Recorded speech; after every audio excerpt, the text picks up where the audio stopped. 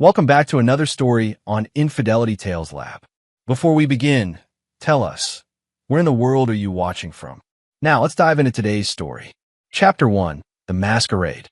Ted Graham stepped off the city bus with the practiced ease of someone who had been riding public transportation for months. His worn leather shoes hit the pavement with a soft thud, and he adjusted the collar of his simple button-down shirt. To any observer, he looked like just another middle-aged man struggling to make ends meet after a difficult divorce. The truth was far more complex. Ted had built his entire post-divorce life around this carefully constructed facade. Every morning, he would leave his modest apartment in the working-class neighborhood of Riverside Heights, take the bus to downtown, and spend his days at the public library or coffee shops, maintaining the appearance of a man searching for work. What no one knew, not his ex-wife Lucille, not her new husband Raymond Newman, not even his own children, was that Ted Graham was worth over $50 million. The transformation had taken 2 years to perfect. After discovering Lucille's affair with Raymond, a successful real estate developer, Ted had quietly liquidated his tech consulting business through a series of shell companies. His partners never knew he was the silent owner of the algorithms that had made their firm one of the most sought after in Silicon Valley.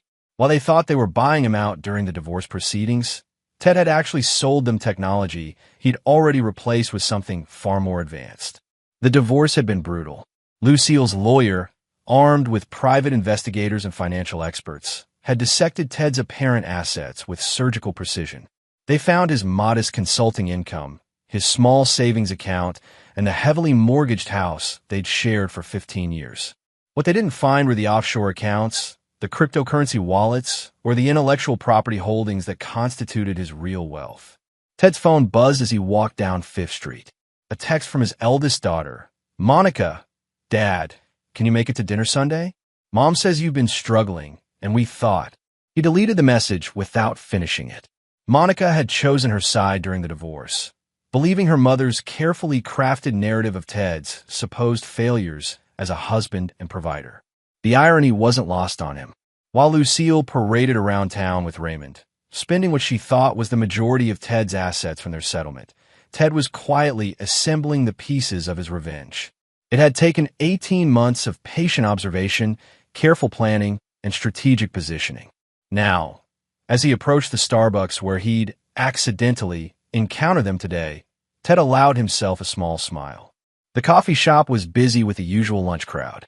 Ted ordered his regular, a small coffee, black, and found a table near the window. He pulled out a worn paperback novel and settled in a wait. Patience had become his greatest virtue since the divorce. Every move had to be calculated, every encounter planned down to the last detail. At 2:15 p.m., exactly as their routine dictated, Lucille and Raymond walked through the door. She was laughing at something he'd said, her hand resting possessively on his arm. Raymond Newman was everything Ted appeared not to be: tall, confident, impeccably dressed in a suit that probably cost more than most people's monthly rent.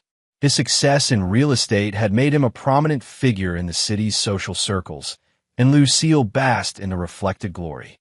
Ted watched them order their drinks, a non-fat vanilla latte for her, an espresso for him, and find a table across the room. They were creatures of habit, these two. It made them predictable, and predictability was a weakness Ted had learned to exploit. Ted Graham. Lucille's voice carried across the coffee shop with calculated surprise. She approached his table with Raymond trailing behind, her expression a perfect mask of concerned ex-wife. "I almost didn't recognize you." Ted looked up from his book, feigning mild embarrassment. "Oh, hi, Lucille." "Raymond." He nodded politely to the man who had destroyed his marriage. "Still taking the bus?" Lucille asked, her tone carrying just enough mockery to sting while maintaining plausible deniability. "I saw you getting off the number 12 when we drove past earlier." Raymond shifted uncomfortably beside her, clearly recognizing the cruelty in his wife's comment. For all his faults, he wasn't entirely without conscience. "Lucille," he said quietly, a warning in his voice. But Ted was ready for this moment. He'd been preparing for it for months. "Yeah, well, you know how it is," he said with a self-deprecating shrug. Budget's pretty tight these days. As he spoke, Ted raised his coffee cup to his lips, and Raymond's eyes locked onto his wrist. The watch was subtle, no flashy gold or ostentatious diamonds, but Raymond Newman knew luxury when he saw it. His face went pale as he processed what he was looking at. That's a Patek Philippe Grandmaster chime, Raymond whispered, his voice barely audible. That's a $2 million limited edition. Ted glanced down at his wrist, as if noticing the watch for the first time. Oh, this old thing. He smiled with practiced nonchalance. Family heirloom. Grandfather left it to me. Lucille's face had gone from smug satisfaction to confusion to dawning horror in the span of seconds. She knew Ted's family history better than anyone. His grandfather had been a coal miner who died without a penny to his name. But that's impossible, she stammered. The divorce settlement. Your assets. We had investigators. Ted stood up slowly, his book tucked under his arm. Assets can be very tricky things, Lucille. Sometimes they're right where you least expect them. He turned to Raymond, whose face had now gone from pale to ashen. Nice seeing you both. Take care. As he walked out of the coffee shop, Ted could hear the urgent whispers behind him. The first crack in their perfect world had just appeared, and Ted Graham was just getting started. Chapter 2. The Foundation. The penthouse apartment overlooking Harbor Bay was nothing like the modest studio in Riverside Heights, where Ted maintained his public residence. Floor-to-ceiling windows offered a panoramic view of the city skyline, while carefully curated art pieces adorned the walls, investments that had appreciated considerably since Ted's quiet acquisitions through various auction houses. Ted poured himself 2 fingers of 30-year-old Macallan and settled into his leather chair, opening his laptop to review the surveillance reports. His team of private investigators had been tracking Lucille and Raymond for over a year, building comprehensive profiles of their habits, weaknesses, and vulnerabilities. What they discovered went far beyond simple adultery. The affair had started 3 years before their divorce, when Lucille began working as an interior designer for Raymond's real estate developments. Their relationship had been built on a foundation of mutual greed and social ambition. Raymond saw in Lucille a refined, cultured woman who could help him break into the city's elite social circles. Lucille saw in Raymond the wealthy, successful husband she felt she deserved. What neither of them knew was that Ted had been aware of their affair from the beginning. His background in cybersecurity had made it child's play to monitor Lucille's communications. He'd read every text message, every email, listened to every phone call where they'd mocked his supposed inadequacies and planned their future together. They'd laughed about his mediocre consulting business, his boring personality, his lack of social connections. Most painfully, they'd speculated about how quickly they could push through a divorce and minimize Ted's share of what they assumed were modest marital assets. The divorce proceedings had been Ted's masterclass in strategic deception. He'd hired a deliberately mediocre lawyer, presented financial documents that showed exactly what he wanted them to see, and played the role of the wounded, naive husband to perfection. When Lucille's shark of an attorney had demanded 70% of their assets, Ted had reluctantly agreed after putting up just enough fight to make it seem realistic. Lucille had walked away with what she thought was the lion's share: the house, which Ted had secretly remortgaged to the hilt, his consulting business, which was already being dissolved, and most of their visible savings. Ted had kept his old truck, some personal belongings, and what appeared to be a modest retirement account. The judge had even ordered Ted to pay alimony, which he'd done with apparent reluctance. What made it perfect was that Ted's actual wealth existed in a complex web of shell companies, offshore accounts, and intellectual property holdings that his own business partners didn't fully understand. The algorithms he developed weren't just valuable, they were revolutionary. Major tech companies had been quietly licensing his innovations for years through intermediary firms, generating revenue streams that Lucille's investigators never could have traced back to him. Ted's phone rang, interrupting his review. The caller ID showed Bob Briggs, his most trusted investigator. They're panicking, Bob reported without preamble. Raymond spent 3 hours on the phone with his financial advisor after the coffee shop incident. Lucille called her divorce attorney twice and tried reaching the private investigator they used during the proceedings. And what do they find? Nothing yet, but they're looking harder. Raymond's particularly rattled. He knows watches, and seeing that Patek Philippe has him questioning everything he thought he knew about your financial situation. Ted smiled. Good. Fear makes people sloppy. What about the children? Bob's tone grew more serious. Monica and Stephen are still completely in the dark. They genuinely believe you're struggling financially. Last week, Monica tried to give you money for groceries, remember? The memory stung. Monica, his 23-year-old daughter, had approached him outside the library with $50 and tears in her eyes, begging him to accept help. She thought her father was too proud to admit he was barely getting by. What she didn't know was that her mother had been systematically poisoning her against Ted for 3 years, using his apparent financial struggles as evidence of his failures as a man and father. Stephen, his 20-year-old son, had been even more direct. He'd accused Ted of being a deadbeat who was trying to guilt-trip the family. The boy now lived with Lucille and Raymond, referring to Raymond as a real man who takes care of his responsibilities. Any change in their relationship with their mother? Ted asked. None. If anything, they're more protective of her now that she's remarried. They see Raymond as saving her from your supposed inadequacies. Ted closed his eyes. His children's betrayal cut deeper than Lucille's affair ever had. During the divorce, he'd hoped they would see through their mother's manipulation, but Lucille had been masterful in her campaign. She'd painted herself as the long-suffering wife of a man too weak and incompetent to provide for his family, finally finding happiness with someone who could give her the life she deserved. What about Raymond's business? That's where it gets interesting, Bob continued. Newman Development is highly leveraged right now. They're in the middle of 3 major projects that are all behind schedule and over budget. Raymond's been using personal assets as collateral to keep the company afloat, betting everything on a luxury resort development that's been plagued with problems. Ted leaned forward. What kind of problems?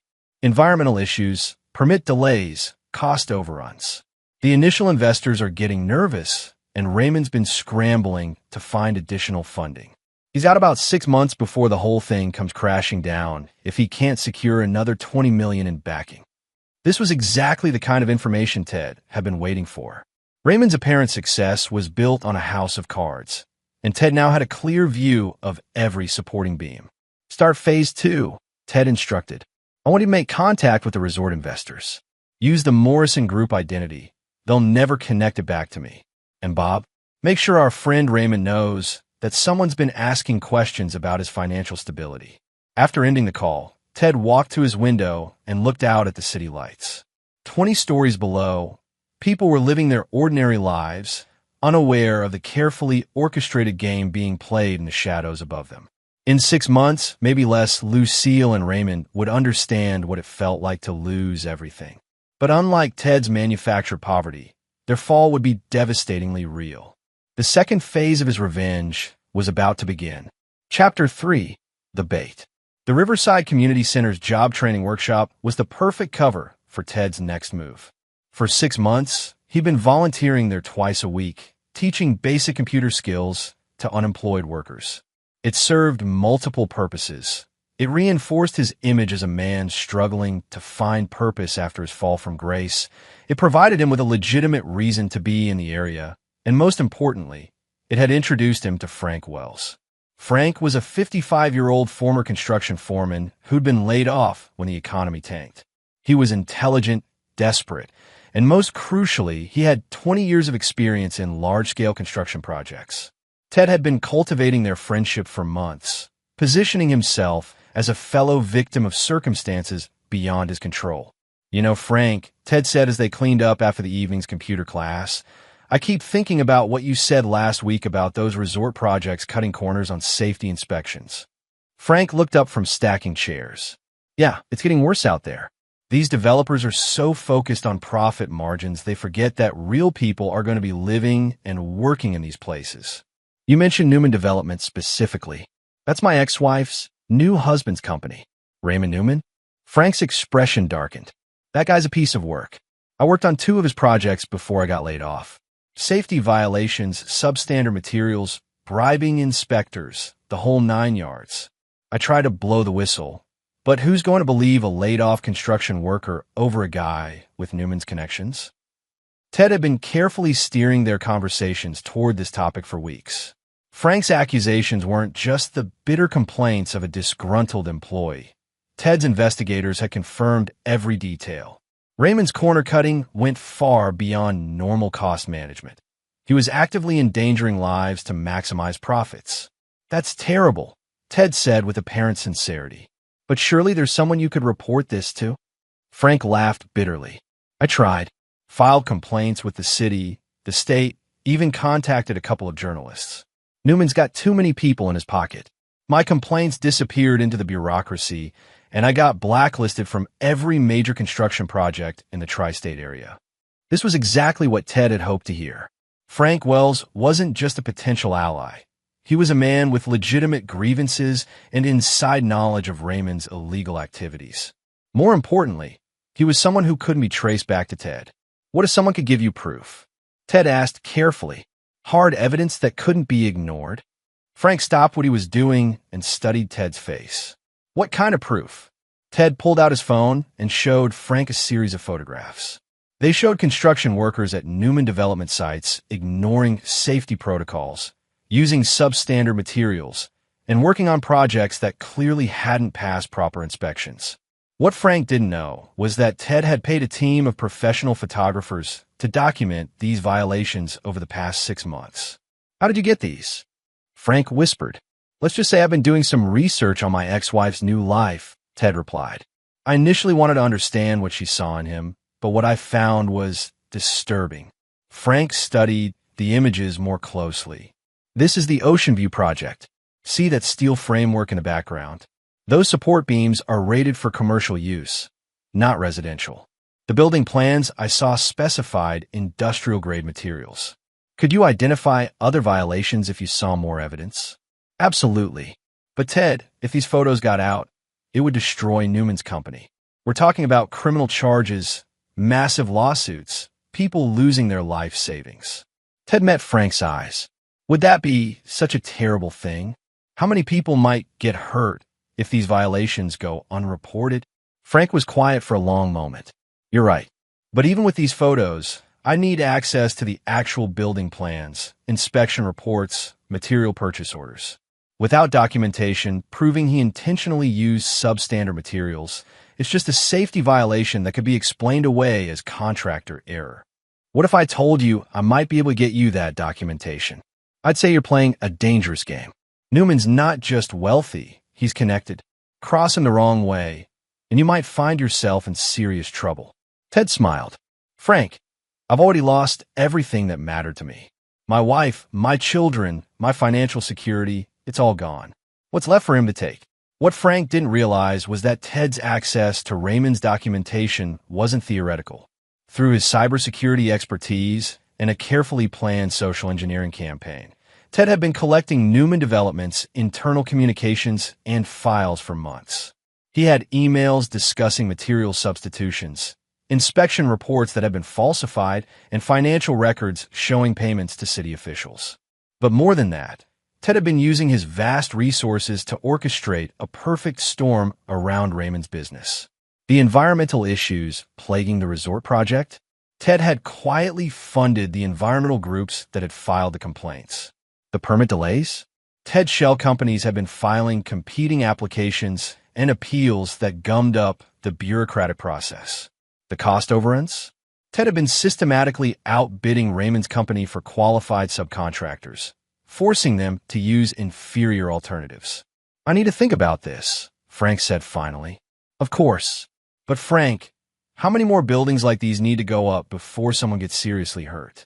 How many families need to lose their homes to shoddy construction before someone with the knowledge to stop it takes action?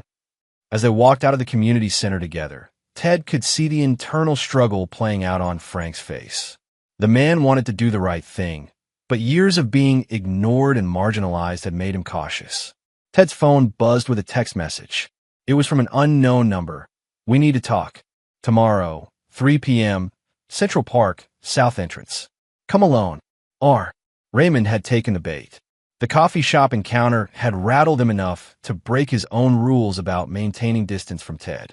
Now he was making mistakes, acting emotionally instead of strategically. "Everything okay?"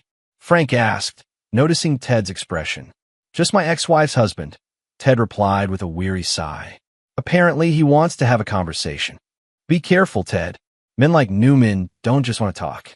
They want to intimidate, to remind you of your place in the pecking order." Ted nodded gravely. "Don't worry. I know exactly what kind of man Raymond Newman is." As Frank walked away, Ted allowed himself a moment of satisfaction. Phase 2 was proceeding perfectly. Raymond was scared enough to break cover. Frank was primed to become his unwitting weapon against Newman development, and Ted's investigators had just confirmed that the resort project's financial backing was more fragile than Raymond realized. Tomorrow's meeting would be the beginning of Raymond's downfall. But first, Ted needed to complete one final preparation. He had a phone call to make to a very special kind of lawyer, the kind who specialized in whistleblower protections and construction safety violations. The kind of lawyer who would soon have a very lucrative case to pursue. Chapter 4. The Confrontation. Central Park's south entrance was bustling with afternoon joggers and tourists when Ted arrived at precisely 3 p.m. He spotted Raymond immediately.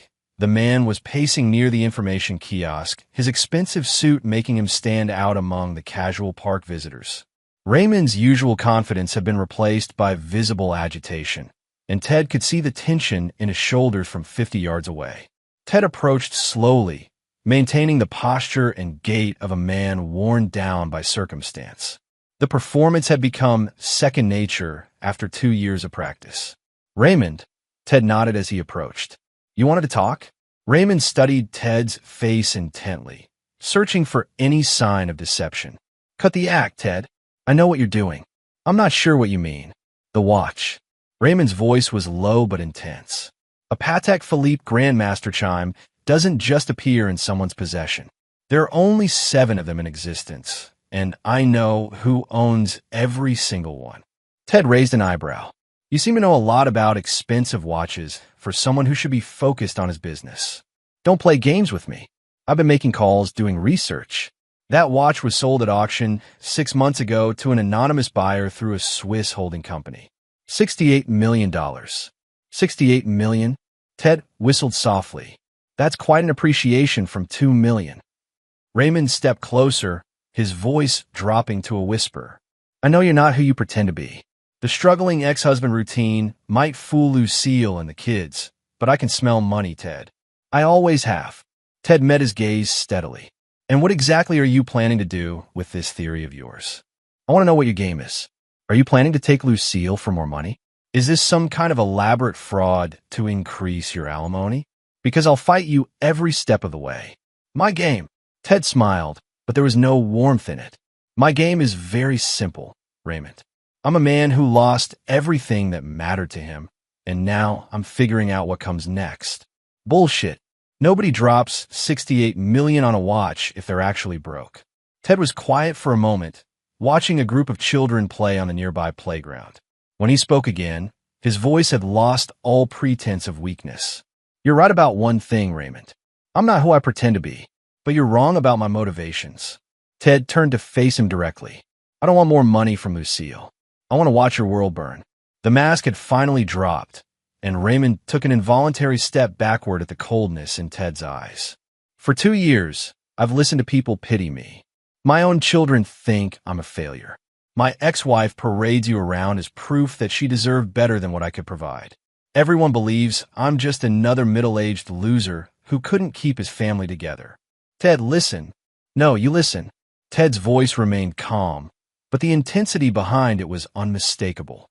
"I know about the safety violations at your construction sites. I know about the bribes you've paid to city inspectors. I know about the substandard materials you've been using to maximize profits. Most importantly, I know about the financial house of cards you've built your empire on." Raymond's face had gone pale. "You can't prove any of that." "Can I?" Ted pulled out his phone and showed Raymond a photograph. It showed Raymond himself shaking hands with a city inspector while an envelope changed hands between them. This was taken outside the municipal building last month. The inspector's name is Eric Sullivan. and he's been taking monthly payments from you for 3 years to overlook code violations. That could be anything. A handshake, a friendly greeting. Ted swiped to the next image. It showed Eric Sullivan opening the envelope and counting the bills inside. $5,000. Cash. The same amount you've been paying him every month to approve inspections on buildings that should never have passed safety requirements. Raymond's hands were shaking now. What do you want? I want you to understand something very important, Ted said, pocketing his phone. When you decided to destroy my marriage, you thought you were taking everything from a weak man who couldn't fight back. You thought wrong. Look, Ted, what happened between Lucille and me started 3 years before our divorce was finalized. I know about every hotel room, every late-night phone call, every time you laughed about my supposed inadequacies. Ted's voice remained level, but his words cut like ice. I know about the plans you made to minimize my settlement, the way you coached Lucille on hiding assets, the private investigator you hired to dig up dirt on me that didn't exist. Raymond was backing away now, but Ted followed him step for step. You see, Raymond, you made one critical error. You assumed that because I appeared weak, I actually was weak. You confused strategic positioning with genuine vulnerability. And now you're about to learn the difference. I can make this right, Raymond said desperately. Whatever you want, money, an apology to the kids, a public admission. What I want is justice. Not the legal kind, not the fair and balanced kind. The kind where the people who destroy others face real consequences for their actions. Ted pulled out a business card and handed it to Raymond. It was for a construction safety attorney named Brendan Guthrie. Mr. Guthrie will be receiving a very detailed package tomorrow morning. Construction photographs, internal company communications, financial records, recorded conversations with city officials. Everything he needs to file the most comprehensive construction fraud case this city has ever seen. Raymond stared at the card in horror. You can't do this. It would destroy everything I've built. Yes, it would. Your company, your reputation, your financial assets, all of it. Just like you destroyed my family. The kids will hate you if they find out you orchestrated this. Ted's expression didn't change. My children already hate me, Raymond. When Lucille made sure of that. At least this way, they'll eventually understand that their father wasn't the weak man they thought he was. Raymond crumpled the business card in his fist. I won't go down without a fight. I have resources, connections, people who owe me favors. I'm counting on it, Ted replied. I want you to use every resource you have, call in every favor, spend every dollar you can access. Because when you still lose, and you will lose, I want you to understand exactly how thoroughly you've been outmaneuvered. As Ted turned to walk away, Raymond grabbed his arm. Wait, there has to be another way. What if I leave Lucille?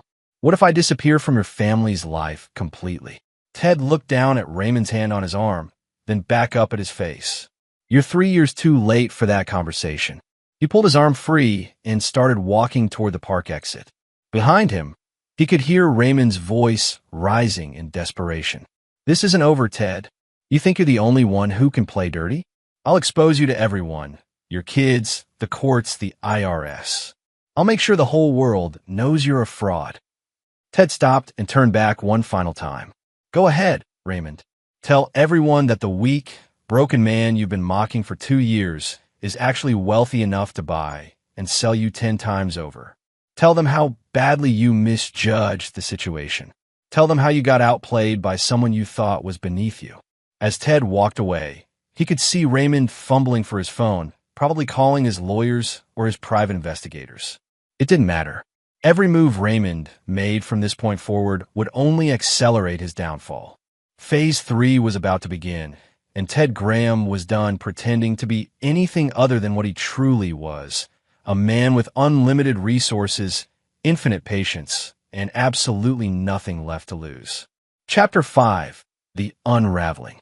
The law offices of Guthrie and Associates occupied 3 floors of a glass tower in the financial district. Brendan Guthrie was a former federal prosecutor who had built his reputation on taking down corrupt developers and construction companies. When the package arrived at his office the morning after Ted's confrontation with Raymond, Guthrie knew he was looking at the case of a lifetime. Ted watched the news coverage from his penthouse apartment, sipping coffee as reporters gathered outside Newman Development headquarters. The story had broken exactly as he'd planned. Anonymous whistleblower reveals massive construction fraud. Safety violations endanger hundreds of residents. City officials under investigation for bribery. His phone rang. The caller ID showed Monica's number. "Dad, are you seeing this?" His daughter's voice was excited, almost breathless. "That guy Mom married, he's all over the news. They're saying he's been bribing inspectors and using dangerous materials in his buildings." "I saw something about it," Ted replied carefully. "Must be difficult for your mother. She's devastated. She had no idea about any of this. Raymond's been lying to all of us." Monica paused. "Dad, I owe you an apology." Ted's heart clenched. "For what?" "For believing the worst about you. For thinking you were just bitter about the divorce. Mom always said you were jealous of Raymond's success. But maybe you saw something the rest of us didn't." "Monica, your mother was trying to protect you. She didn't know any more than the rest of us. But you never said anything bad about Raymond, even when we were defending him. Even when Stephen called you a deadbeat. You just took it." Monica's voice was thick with guilt. "You're a better man than I gave you credit for." Ted closed his eyes. His daughter's praise felt like a knife twisting in his chest. If she only knew the truth, that he had orchestrated every aspect of Raymond's downfall, that the anonymous whistleblower was Frank Wells acting on evidence Ted had provided, that the entire investigation was the result of Ted's carefully planned revenge. "I should come see you," Monica continued. "You shouldn't be alone right now, especially with money being so tight." "I'm managing okay," Ted said softly. "Dad, please, let me help. I know you're proud, but family should stick together. Maybe this whole thing with Raymond will help Mom see that she made a mistake." After ending the call, Ted stood at his window overlooking the city. For blocks away, he could see the Newman Development building where reporters were still gathered. By now, Raymond would be meeting with his crisis management team, trying to figure out how to contain the damage. What he didn't know was that Ted had 3 more devastating revelations scheduled to drop over the next week. Ted's phone buzzed with a text from Bob Briggs. Newman's attorney called an emergency meeting with all the resort investors. He's trying to keep them from pulling funding. But the environmental groups are planning a major protest tomorrow. Also, Eric Sullivan, the inspector, just lawyered up and is talking about a plea deal. Everything was proceeding exactly as Ted had planned. The beauty of his strategy was that every piece of evidence was genuine. Raymond had actually committed every crime he was being accused of. Ted had simply ensured that the evidence came to light in the most damaging way possible. The next call came from Lucille. "Ted, I need to ask you something." Her voice was shaky, all traces of her usual superiority gone. "Did you know about Raymond? Before the divorce, I mean. Did you know what kind of man he was?" Ted considered his words carefully. "I knew he was the kind of man who would sleep with another man's wife. That told me everything I needed to know about his character." "I'm so sorry," Lucille whispered. "For everything. For the affair, for the things I said about you, for turning the kids against you. I thought Raymond was successful and stable, but it was all built on lies." "Lucille, no, let me finish. I know I don't deserve your forgiveness, but I need you to know that I was wrong. About you, about us, about what I thought I wanted." She was crying now. "Raymond's lawyers are saying he might go to prison. The house is mortgaged to pay for his legal defense. I'm going to lose everything." Ted felt no satisfaction in her tears. The revenge he'd sought wasn't about Lucille's suffering. It was about justice. About ensuring that the people who had betrayed him faced consequences for their actions. "What will you do?" he asked. "I don't know. Go back to work, I suppose. Try to rebuild. The kids are talking about moving back in with me to help with expenses." She laughed bitterly. "Ironic, isn't it? After all these years of them thinking you were the failure, now they're having to take care of their mother. They love you, Lucille.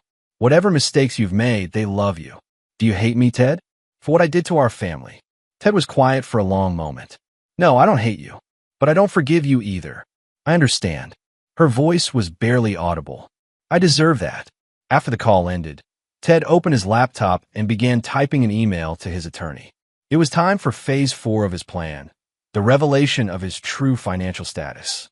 Tomorrow, he would begin the process of legitimately reclaiming his public identity as a successful businessman. The scared, broken ex-husband act had served its purpose. But first, he had one more phone call to make.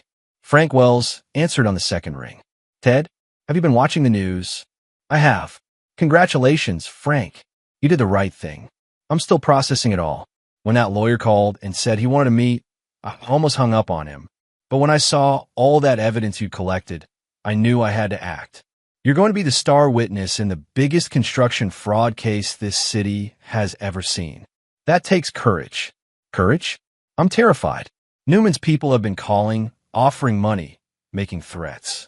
My lawyer says I need police protection. You'll be fine, Frank. The FBI is involved now, and they take witness intimidation very seriously. I keep thinking about all those families living in buildings with substandard materials. What if there's an earthquake? What if there's a fire and the safety systems fail? Frank's voice was heavy with the weight of responsibility. I should have spoken up years ago. You're speaking up now. That's what matters. After ending the call, Ted poured himself another glass of Macallan and returned to the window. The city lights stretched out before him like a constellation of lives and dreams. Somewhere out there, Raymond Newman was discovering what it felt like to watch his world collapse in real time. Somewhere else, Lucille was confronting the reality of her choices.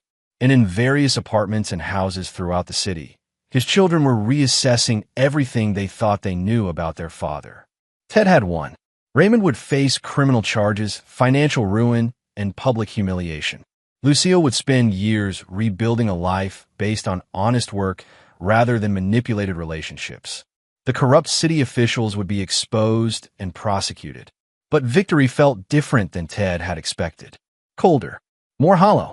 His phone buzzed with another text. This one from Stephen. "Dad, I saw the news about Raymond. I owe you an apology. Can we talk?" Ted stared at the message for a long time before responding. "Come by tomorrow evening. We have a lot to discuss." The final phase of his plan was about to begin. His children deserved to know the truth about who their father really was. All of it, including the parts that would horrify them. Chapter 6. The Truth Unveiled. Stephen Graham stood outside his father's apartment building in Riverside Heights, his hands stuffed deep in his jacket pockets against the October chill. At 20 years old, he had inherited his father's lean build and analytical mind, but the past 2 years had hardened his features with premature cynicism. He'd come here to apologize, but admitting he'd been wrong about his father felt like swallowing glass. Ted opened the door wearing the same worn clothes and weary expression Stephen had grown accustomed to seeing. The modest apartment looked exactly as Stephen expected. Second-hand furniture, a small television, the trappings of a man barely getting by. "Thanks for coming," Ted said, stepping aside to let him in. "Monica said I should talk to you. About Raymond, about everything." Stephen couldn't quite meet his father's eyes. "I guess I owe you an apology." "Sit down, Stephen. We need to have a conversation." They settled into the small living room, an uncomfortable silence stretching between them. Stephen had rehearsed this moment during the bus ride over, but now that he was here, the words felt inadequate. "I was wrong about you," Stephen finally said. "About calling you a deadbeat, about saying Raymond was more of a man than you were. I thought you were just bitter and jealous, but you saw what he really was when the rest of us were blind." Ted studied his son's face. "What do you think you were wrong about, exactly?" "About thinking you were weak. About believing Mom when she said you couldn't provide for our family properly." Stephen's voice grew stronger as he continued. "You never fought back when we criticized you. You never defended yourself. I thought that made you pathetic, but maybe it just made you dignified. And what if I told you that everything you believed about me was a carefully constructed lie?" Stephen frowned. "What do you mean?" Ted stood up and walked to the window. "Stephen, I need you to understand something. The man you've been visiting for the past 2 years, the struggling ex-husband living in a studio apartment, that person doesn't exist. Dad, I don't understand. The apartment we're sitting in is rented under a false name. I've never spent a single night here. I maintain it purely for appearances." Ted turned back to face his son. "Just like I've maintained everything else about this identity." Stephen's confusion was giving way to something approaching alarm. What are you talking about? Ted walked to a bookshelf and removed what appeared to be a worn paperback novel. He opened it to reveal a hidden compartment containing a key card and a set of car keys. My real home is a penthouse apartment 20 minutes from here. I own it outright, along with several others. The consulting business your mother thought she took in the divorce? I sold it for $47 million before we ever filed papers. Stephen stared at him in shock. That's impossible. I've been worth north of $50 million since before your mother's affair began. The struggling to find work routine, the riding the bus, the modest lifestyle, all of it was performance art designed to make everyone believe I had lost everything in the divorce. But why? Why would you pretend to be poor? Ted's expression grew cold. Because I wanted Raymond and your mother to feel secure in their victory before I destroyed them. The words hung in the air like a physical presence. Stephen felt his worldview cracking apart as the implications sank in. The evidence against Raymond, Stephen whispered. The whistleblower report, the safety violations. All real, all documented through surveillance and investigation that I funded. Raymond Newman is a criminal, and he's going to prison because I made sure his crimes came to light. Stephen shot to his feet. You orchestrated all of this. The investigation, the arrests, the destruction of his company. Every piece of it. But Mom, she's lost everything. The house, her security, her reputation. She made her choices, Stephen. She chose to have an affair. She chose to turn you and Monica against me. She chose to build her new life on the foundation of someone else's criminal enterprise. Stephen was backing toward the door now, his face pale with horror. What kind of man does something like this? What kind of father ruins his children's lives for revenge? The kind who doesn't forgive betrayal. Ted's voice remained perfectly calm. The kind who understands that actions have consequences. We're your children. You stopped being my children the moment you chose her side over mine. The moment you called me a deadbeat and moved in with the man who destroyed our family. Stephen's hand was on the doorknob now. This is insane. You're insane. I'm methodical. There's a difference. I have to tell Monica. I have to tell Mom. Go ahead, Ted said with a slight smile. Tell them that the weak, pathetic ex-husband they've been pitying is actually wealthy enough to buy and sell their new family 10 times over. Tell them that every move they've made for the past 2 years has been exactly what I wanted them to make. Stephen opened the door, then stopped. Why are you telling me this? Why reveal everything now? Because Raymond's destruction is complete, and I want you all to understand exactly how thoroughly you misjudged me. I want you to spend the rest of your lives knowing that when you had the chance to stand by your father, you chose his enemies instead. We didn't know. You didn't want to know. You found it easier to believe I was a failure than to question your mother's version of events. Stephen stood in the doorway for a moment longer, looking at his father as if seeing him for the first time. I don't know who you are. I'm the same man I've always been, Stephen. You just never bothered to look beneath the surface.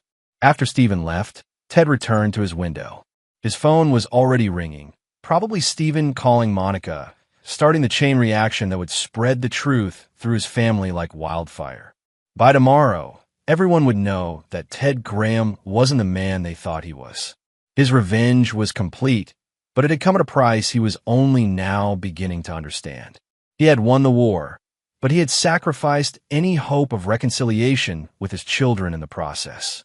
They would never forgive him for the deception, for the manipulation, for the cold calculation that had destroyed their stepfather and left their mother financially ruined. Ted raised his glass of Macallan in a silent toast to his empty apartment. He had become exactly what he'd always been accused of being, a man alone, surrounded by the ruins of relationships that could never be rebuilt.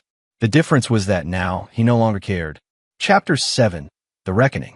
The emergency family meeting was called for Sunday evening at Monica's apartment. She lived in a converted warehouse in the Arts District, the kind of trendy space that young professionals with good jobs could afford.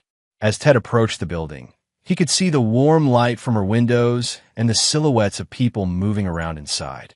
He had decided to attend as himself for the first time in 2 years. The custom-tailored suit was charcoal gray, understated but unmistakably expensive. The shoes were Italian leather, the watch, a different Patek Philippe, slightly less ostentatious than the Grandmaster chime, caught the light as he pressed the buzzer. When Monica's voice came through the intercom, she didn't recognize the man standing at her door. "I'm sorry, I think you have the wrong apartment," she said. "It's me, Monica. It's your father." The long pause that followed told Ted everything he needed to know about Stephen's phone calls. The door buzzed open. Monica was waiting in the hallway when the elevator opened, her face a mixture of confusion and something approaching fear. Ted had always been proud of his eldest daughter. She had inherited her mother's artistic sensibilities, but tempered them with practical intelligence. She worked as a graphic designer for a nonprofit and had built a life based on genuine accomplishment rather than manipulation. "Dad," she whispered. "Hello, Monica." She stared at him for a long moment, taking in the expensive clothes, the confident posture, the subtle but unmistakable signs of wealth. "Stephen said, he told me things, but I didn't believe that your father isn't who you thought he was." "It's true." Monica stepped aside to let him into the apartment. Lucille was sitting on the couch, her face streaked with tears. She looked older than her 52 years, worn down by the stress of Raymond's arrest and the financial collapse that had followed. Stephen stood by the windows, his arms crossed, anger radiating from every line of his body. "Well," Lucille said, her voice hoarse, "I guess the family reunion is complete." Ted surveyed the room. His ex-wife and children gathered together in crisis, united in their shared sense of betrayal. It was almost poetic. "Stephen told us," Monica said, closing the door behind him, "about the money, about the apartment, about everything." "Not everything," Ted corrected. "Just the parts he could understand." "Explain it to us then," Monica demanded. "Explain how the father we thought we knew could systematically destroy people's lives for revenge." Ted moved to the center of the room, his presence somehow making the space feel smaller. "What would you like to know?" "How I discovered your mother's affair 3 years before she filed for divorce. How I listened to recordings of her and Raymond laughing about my supposed inadequacies. How I watched you both choose his side without ever asking for my version of events." "We were protecting Mom," Stephen said defensively. "From what?" "From the consequences of her own choices." Lucille looked up at him, her eyes red-rimmed. "Ted, please. I know I hurt you, but what you've done to Raymond, to our family, this isn't justice. This is cruelty.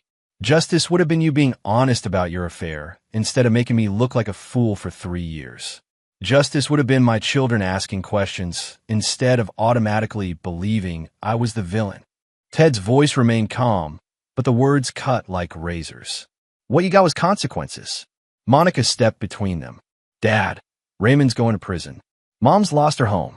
The kids at my school are talking about their parents being afraid their apartments aren't safe because of the buildings Raymond constructed. You've hurt innocent people. I exposed a criminal who was endangering lives for profit. Those buildings would have collapsed eventually. Earthquake, fire, structural failure. I potentially save hundreds of people from injury or death.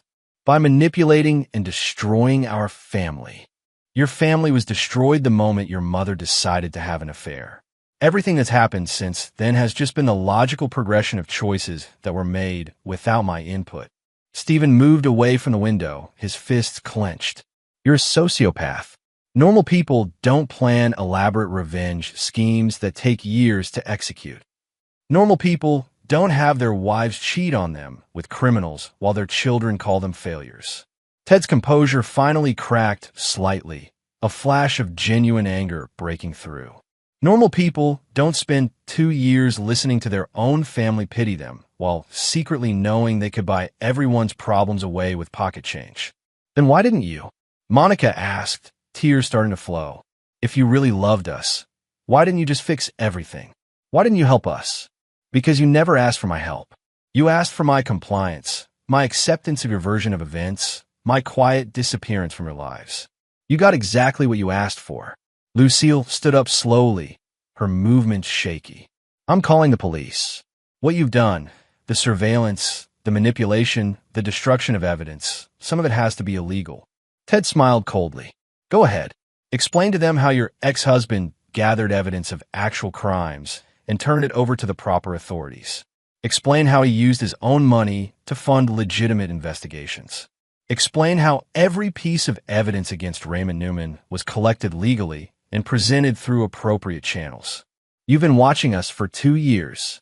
I've been protecting myself from a woman who had already demonstrated her willingness to lie and manipulate for personal gain. Given your history, surveillance seemed prudent. Monica collapsed into a chair, her head in her hands. I don't understand how you became this person. The father I remember was kind and gentle. He would never hurt people like this. The father you remember was weak, Ted replied. He believed that love and trust and good intentions were enough to hold a family together. He learned otherwise.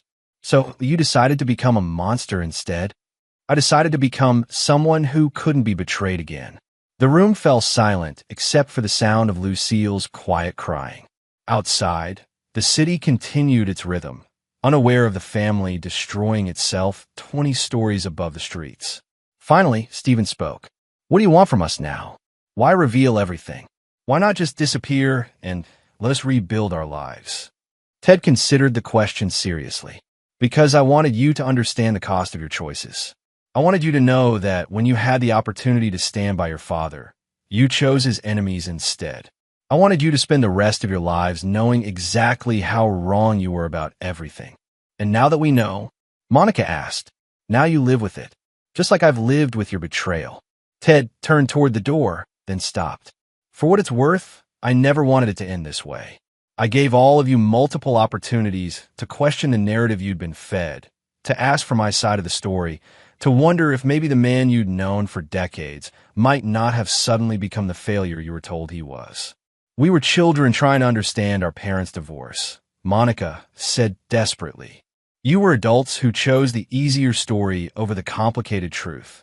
As Ted reached for the door handle, Lucille called out one final time. Ted, wait. Is there any part of you that can forgive us? Any chance for our family to find a way forward? Ted paused with his hand on the door. No, Lucille, there isn't. Some things can't be forgiven. Some betrayals are permanent.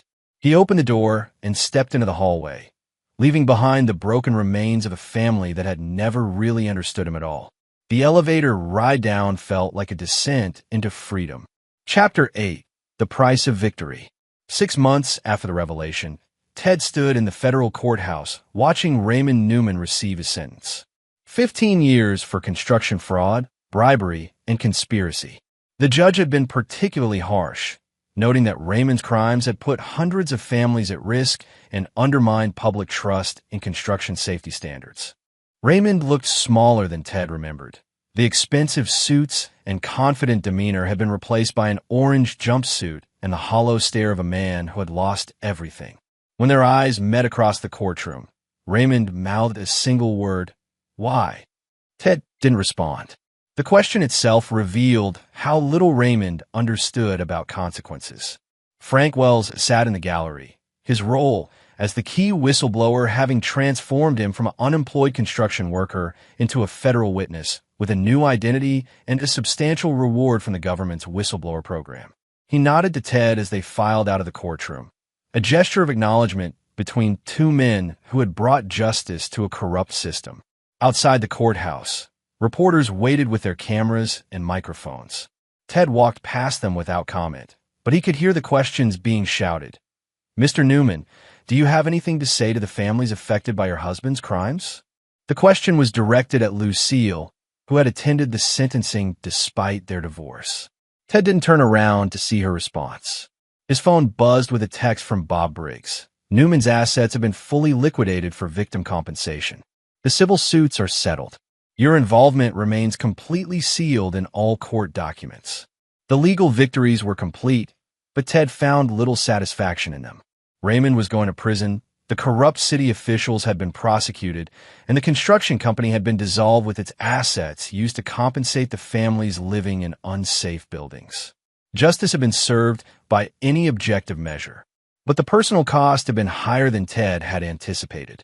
Monica had moved to Portland 3 months ago, taking a job with an environmental nonprofit. She'd sent him a letter explaining that she needed distance from everything that had happened, space to figure out who she was in relation to a father she felt she'd never really known. The letter was polite but final. She wasn't cutting contact completely, but she wasn't ready for a relationship either. Stephen had been more direct. He'd sent a single text message. "I understand why you did what you did, but I can't forgive how you did it. Don't contact me again."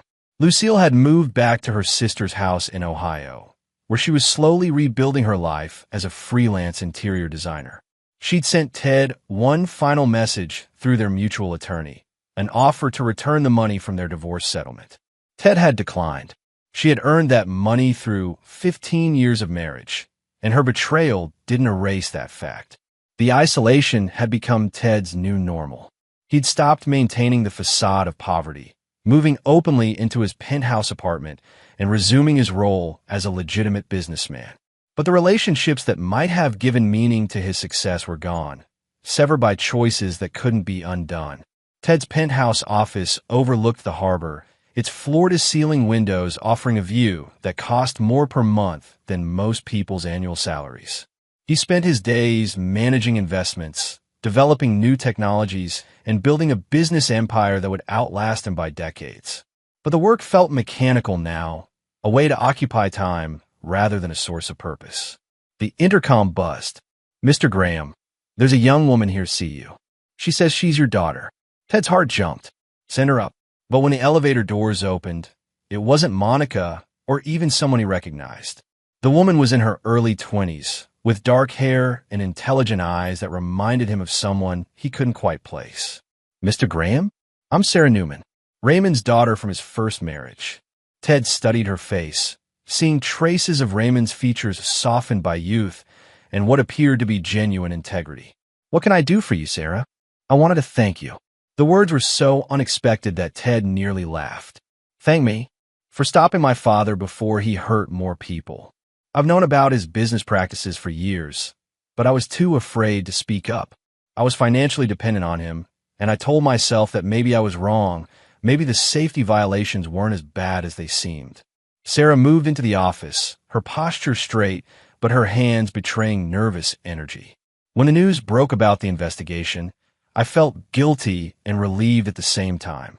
Guilty because I should have acted sooner, relieved because someone finally had the courage to do what I couldn't. You were his daughter. The situation was more complicated for you. Was it, or was I just protecting my own comfort?" Sarah shook her head. "I've been reading about the case, about the families who were living in unsafe buildings. Some of them have children. What if there had been an earthquake? What if one of those buildings had collapsed?" Ted gestured for her to sit down. "What will you do now?" "I'm finishing my degree in structural engineering. I want to make sure buildings are constructed safely, properly. I want to be part of the solution instead of part of the problem." "That's admirable." Sarah was quiet for a moment, then looked directly at him. "I also wanted to apologize for what my father did to your family. The affair, the manipulation, the way he turned your children against you. I know about all of it. You're not responsible for your father's actions. Maybe not, but I benefited from them. The money he spent on my education, the apartment he helped me afford, the internships he arranged through his business connections. All of it was built on illegal activities and the destruction of your marriage." Ted studied her face, seeing none of Raymond's calculating coldness. "What do you expect me to do with your apology?" "Nothing. I just needed to say it." Sarah stood up to leave, then paused. "For what it's worth, I think you're a good man who was pushed too far by people who underestimated you. But I also think you've paid a price for your revenge that might be higher than what you gained." After she left, Ted returned to his window, overlooking the harbor. Sarah Newman's words echoed in his mind. A price higher than what you gained. It was an assessment that Ted had been avoiding, but it felt undeniably true. He had destroyed Raymond Newman completely. He had exposed corruption and potentially saved lives. He had proven that underestimating him was a mistake that carried serious consequences. But he had also lost his children, possibly forever. He had spent 2 years living a lie, becoming someone he didn't recognize. He had chosen revenge over reconciliation, justice over mercy, victory over healing. The city lights began to twinkle in the gathering dusk, each one representing a life, a family, a story of connection and love and loss. Ted Graham stood alone among them all, wealthy beyond measure and poorer than he had ever been. Chapter 9. The Final Move. 2 years later, Ted Graham sat in his private office reviewing the latest quarterly reports from Graham Industries, the technology conglomerate he'd built from the shell companies that had hidden his wealth during the divorce. The business had grown exponentially, developing innovative solutions for everything from cybersecurity to sustainable construction materials. The irony wasn't lost on him that his company was now leading the industry in the same construction safety protocols that had been used to destroy Raymond Newman. A knock on his office door interrupted his thoughts. His assistant entered with a familiar expression of confusion. "Mr. Graham, there's a gentleman here to see you. He says he's your son, but—" She trailed off, clearly uncertain. Stephen Graham had changed significantly in the 2 years since their last encounter. The angry young man had been replaced by someone older, more serious, with the kind of weathered confidence that came from hard experience. He wore a simple but well-tailored suit and carried himself with a dignity that reminded Ted of his own father. "Stephen, Dad." They stood looking at each other across the office, two men separated by more than just physical distance. Finally, Stephen moved closer, his eyes taking in the office's understated luxury, the view of the harbor, the subtle displays of wealth and power. "I've been following your company," Stephen said. "Graham Industries.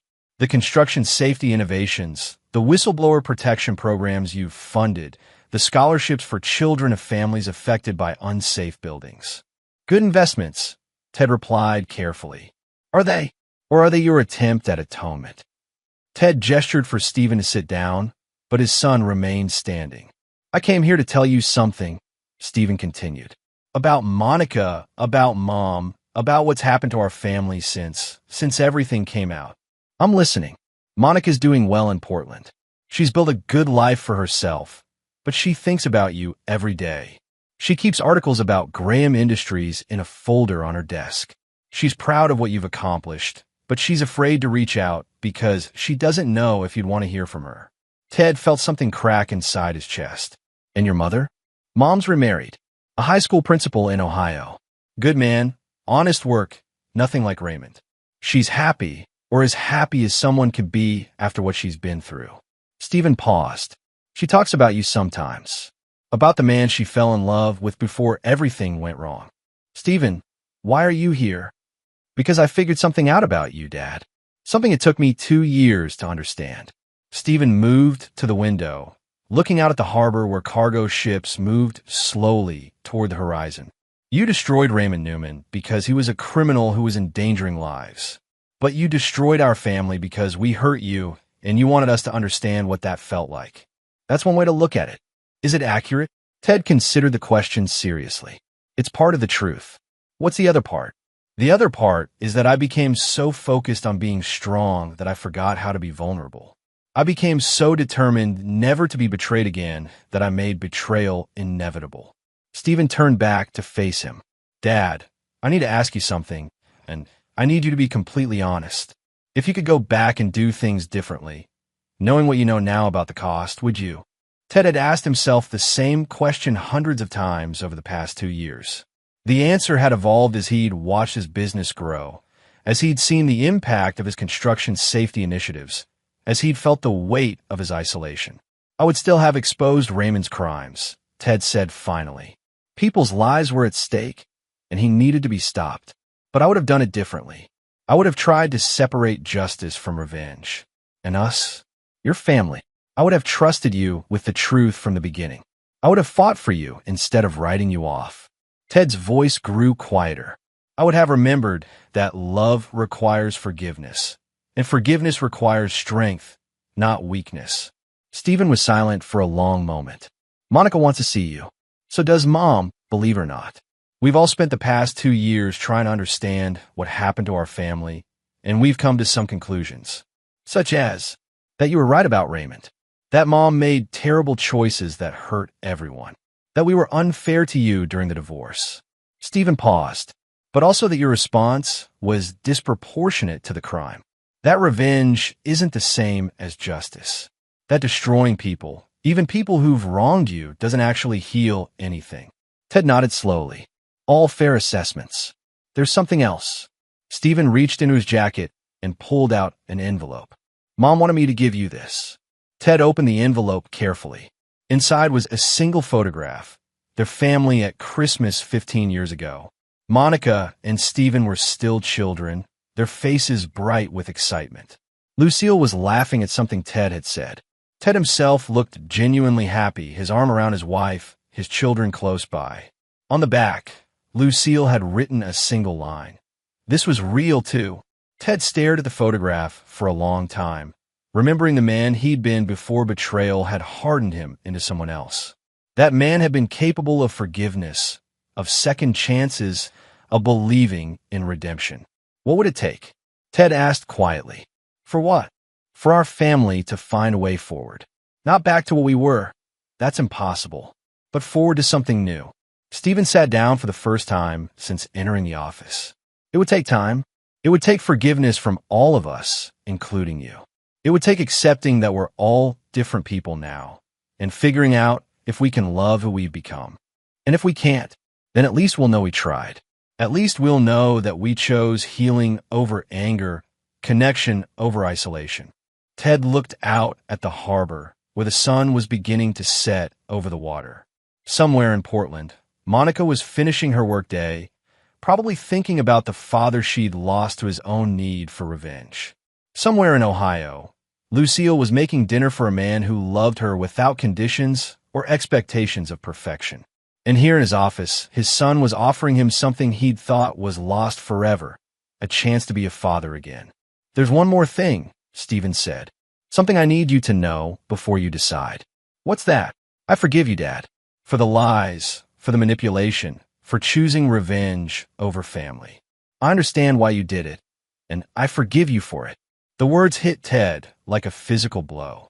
In all his planning, all his strategies for victory and vindication, he'd never considered the possibility that forgiveness might be offered freely, without conditions or surrender. Why? Ted asked, his voice barely audible. Because you're my father. Because love doesn't end just because people make terrible choices. Because forgiveness isn't about whether someone deserves it. It's about whether you're strong enough to offer it.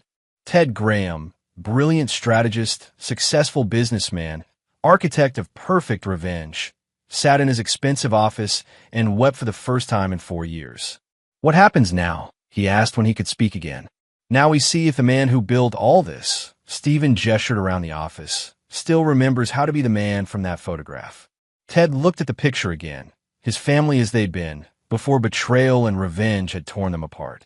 It was a different kind of victory than he'd originally sought, one that required vulnerability instead of strength, forgiveness instead of justice, hope instead of certainty.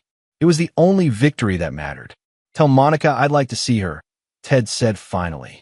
Tell your mother I kept the photograph too, the one from our wedding day. Tell her I remember what was real. Stephen smiled, and for the first time in years, Ted saw his son as he truly was. Not a betrayer or an enemy, but a young man who'd learned how to forgive the unforgivable. Outside the window, the harbor lights began to twinkle in the gathering darkness, each one a beacon guiding ships safely home. And there you have it. Another story comes to an end. What did you think? I'd love to hear your thoughts in the comments below. If you enjoy this story, consider joining our community by subscribing. It means the world to us. For more stories like this one, check out the recommended videos on screen. And I'll see you there. Welcome back to another episode of Infidelity Tales Lab. We're thankful for your continued viewership. Before we begin, tell us, where in the world are you watching from? We love knowing our global reach. Now, let's dive into today's story. Chapter 1, Shattered Reality. Russell Mercer never saw the truck coming. One moment, he was driving home from his construction company's biggest project celebration. The next, his world exploded in a cacophony of screeching metal and shattering glass. His last conscious thought was of Adrienne, his wife of 12 years, and how he needed to call her. Then darkness. When Russell partially regained consciousness in the ambulance, he caught fragments of urgent voices, multiple fractures, internal bleeding, Need to operate immediately. Dr. Hannah Ramirez leaned over him in the emergency room, her eyes reflecting both compassion and concern. Mr. Mercer, we need to perform emergency surgery. Do you understand? Russell managed a weak nod before the anesthesia pulled him back into darkness. Hours later, Dr. Ramirez stood outside the ICU, her surgical scrubs still stained with Russell's blood. She dialed the emergency contact number in his phone. Mrs. Mercer? This is Dr. Ramirez from Lakeside Memorial Hospital. Your husband has been in a serious accident. Adrienne's voice sounded strangely detached. What happened? Head-on collision. He's stable but critical. Multiple fractures, internal bleeding. We've performed emergency surgery. I see. The doctor frowned at the lack of urgency in the woman's voice. Mrs. Mercer, you should come to the hospital immediately. Your husband is in serious condition. I can't right now. I'm walking my new dog. Dr. Ramirez blinked in disbelief. Mrs. Mercer, I don't think you understand. Your husband might not survive the night. I'll try to come tomorrow, Adrienne replied flatly. Disturbed, Dr. Ramirez called Russell's second emergency contact, his parents. Samuel Mercer answered on the third ring. Hello, Mr. Mercer? This is Dr. Ramirez from Lakeside Memorial. I'm calling about your son, Russell. What's happened? He's been in a serious accident. He's critical but stable. We've performed emergency surgery. Oh my. Samuel's voice lowered to a whisper, seemingly speaking to someone else. It's Russell. Accident. Hospital. A muffled conversation followed before Samuel returned to the line. We're rather tied up at the moment. Did you call Adrienne? Yes, but she said she couldn't come. Well, if she's not going then. His voice trailed off. Dr. Ramirez's professionalism barely contained her shock. Mr. Mercer, tonight might be his last. I strongly urge you to reconsider. We'll try to visit when we can, Samuel replied before hanging up. Dr. Ramirez stared at her phone in disbelief. In 15 years of medicine, she'd never witnessed such callousness from a family. Back in the ICU, Russell drifted in and out of consciousness for 3 days. On the fourth day, his eyes finally opened fully. Where am I? He rasped through parched lips. Lakeside Memorial, Dr. Ramirez answered, checking his vitals. You've been here 4 days, Mr. Mercer. You were in a serious accident. Did anyone?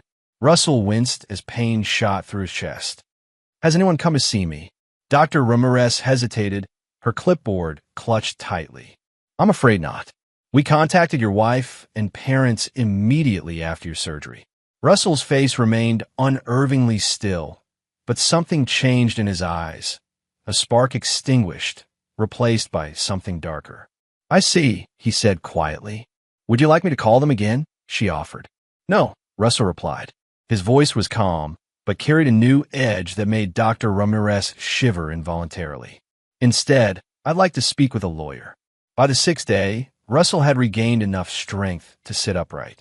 He'd spoken at length with Olivia Blackwell, a sharp-eyed attorney who had taken detailed notes and left with a grim nod of understanding.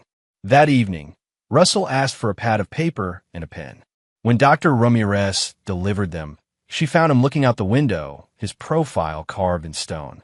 Thank you, Doctor, for everything, he said without turning, especially for trying to get my family here.